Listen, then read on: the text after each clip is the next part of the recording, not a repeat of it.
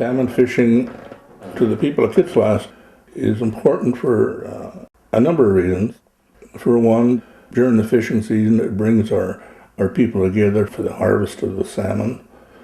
It's important as a food source for our people. It's probably the number one food source that we have within our territory, aside from wildlife. The people rely on the abundance of sockeye and, to some extent, pink and coho salmon. They preserve these fish for winter months, and whenever there's a gathering like feasts and potlatches, people will go to their food supply and bring the salmon they've preserved to the feasts and gatherings. The people of Kitselas are very conservation minded when it comes to fish, of course, because fish is a main stem of their survival. They've been using fish as food for generations.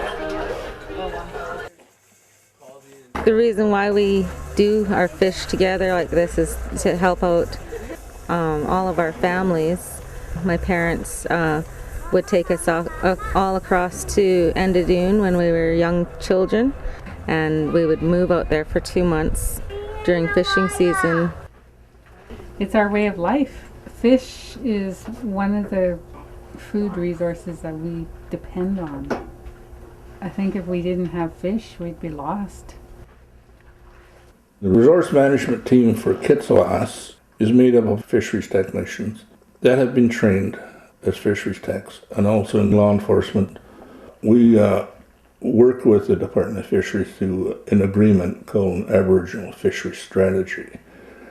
The Department of Fisheries and Oceans management plan includes the food fishery to ensure that we have enough fish for harvest. We work very closely with them in monitoring enforcement. And of course, we conduct joint patrols with the Department of Fisheries and Oceans. The community as a whole gets involved in the food fishery by family groups. You will see 2 or 3 fishers maybe out there fishing 2 or 3 weeks at a time, and they're supplying fish to their family. During the salmon season, our whole community jumps in together to harvest the fish. A gillnet fishery is the most common method used by our people. It consists of a series of meshes attached to a floating line and mainly used for Chinook and sockeye salmon. The nets are set at strategic spots on the Skeena River, and the fish are actually gilled in the gill net. The nets are left in the water for a couple hours, and the fish are removed from the nets and processed from there by our people. Enough for the family to last them through the winter months. She's been wanting to do it for a while, but I was so worried about her handling a knife because the knife has to be sharp. It won't die out. As long as we continue to do it and we continue to teach, that tradition just carries on. Good job. Whoa, look at this one. The elders in our community, of course, don't readily have access to the fishing grounds, or they can't get out on the boats and down to the fishing sites. So we've taken it upon ourselves to assist the elders. We in the resource department, we use the fish reel. It's a selective method of harvesting salmon.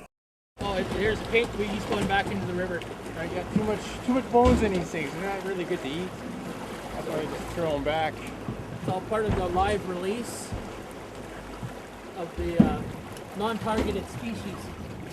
The FSC, the Food Social and Ceremonial Fishery, was established by DFO. The policy is that the First Nations have priority in fishing next to conservation. And next is the commercial fishery and the sport fish sector. The commercial fishery is become an important part of the salmon migration and for the economy of the Northwest. A number of our people are involved in the commercial fishery, as is some of the other First Nations on the Skeena River. We still trade with other First Nations, coastal First Nations for seafood. I mean, that's been going on since time immemorial.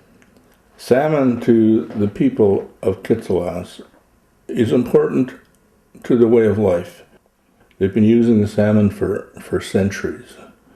We in the Resource Department are confident through proper management that there will continue to be an ample supply of fish for harvest and use by our people, and especially for the generations to come.